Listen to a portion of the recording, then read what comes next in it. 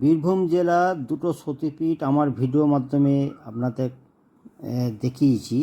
তবে আরেকটা সতীপীঠে আমি এসেছি, বীরভূমের সাঁইথিয়া জেলা সাঁইথিয়া অবস্থিত নন্দিকেশ্বরী মন্দির। এখনও সতীপীঠে অন্যতম, যেখানে দেবীর কণ্ঠহার বা নন্দন পড়েছিল বলে বিশ্বাস আছে।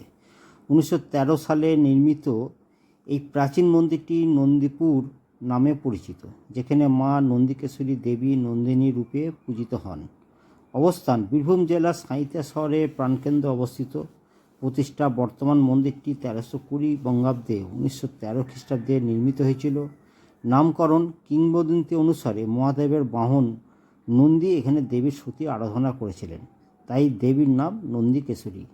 বিশেষত মন্দিরের গর্ভগৃহে কোনো মূর্তি নেই, বরং একটু উঁচু বেদিতে দেবীর পূজা করা হয়, যা অলৌকিক বলে মনে করা হয়। ভৈরবের নাম: নন্দিকেশ্বরী পীঠের ভৈরব এর নাম হচ্ছে নন্দিকেশ্বরী। পূজা উৎসব: নিত্য পূজা ছাড়াও কালী পুজো, দীপাবলি এবং নবরাত্রির সময় এখানে বিশেষ অনুষ্ঠান হয়। সময়সূচি: সাধারণত ভোর 5টা থেকে রাত 9টা পর্যন্ত মন্দির খোলা থাকে। সতীপীঠের ওয়েবসাইটে আপনারা দেখে নেবেন। যাতায়াত কীভাবে করবেন: সাঁইথিয়া রেলওয়ে স্টেশনের কাছেই বা এখানে আপনি অটো বা টোটো সহজেই মন্দিরে আপনি পৌঁছে যাবেন। সাঁইথিয়া বীরভূমে প্রধান রেলওয়ে জংশনগুলি একটি, যা কলকাতা এবং শিলিগুড়ির সাথে সংযুক্ত। পর্যটন: সাঁইথিয়া থেকে তারাপীঠ, বক্রেশ্বর এবং কঙ্কালীতলা সতীপীঠের দূরত্ব খুব বেশি নয়, ফলে তীর্থযাত্রীরা সহজেই স্থানগুলো ঘুরে দেখতে পারেন।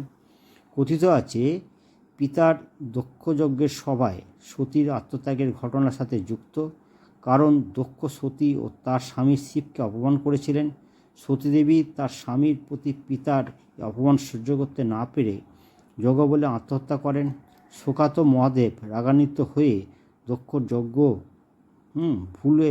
ভুল করে নৃত্য করেন এবং সতীদেবীর মৃতদেহ কাঁধে নিয়ে বিশ্বব্যাপী প্রলয় নৃত্য শুরু করেন এবং অন্যান্য দেবতা অনুরোধ করে এই নৃত্য থামান এবং বিষ্ণুদেব তার সুদর্শন চক্র দ্বারা সতীদেবীর মৃতদেহ ছেদন করেন এবং সতীমাতা দেহখণ্ড সমূহ ভারতীয় উপমহাদেশে বিভিন্ন জায়গায় পড়ে এবং পবিত্র পীঠস্থান হিসেবে পরিচিত হয়।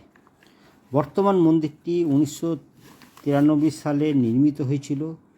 মা নন্দিকেশ্বরী মূর্তিটি আসলে কালো পাথরের, যা এখন প্রায় লাল, কারণ ভক্তরা প্রার্থনার জন্য পাথরের গায়ে সিঁদুর দেন।